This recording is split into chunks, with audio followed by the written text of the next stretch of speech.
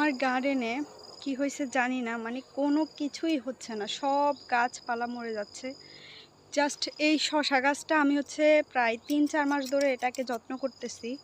রাগ করে আপনাদের ভাইয়ে পানি দেওয়া বন্ধ করে দিচ্ছে, বলছে যে গাছগুলো কেন এমন হচ্ছে জানি না, এই সবগুলা গাছ নষ্ট হয়ে যাচ্ছে, ফলন আসতেছে না। প্রথম কয়েক মাস আসছিল, কিন্তু ইদানিং মানে প্রথম 1.5 বছর খুব সুন্দর হয়েছে, কুমড়া গাছ হয়েছে, অনেকগুলো মিষ্টি কুমড়া ধরছে, কিন্তু এখন কেন জানি না আমার গার্ডেনের সব কিছু নষ্ট হয়ে যাচ্ছে না, জানি না।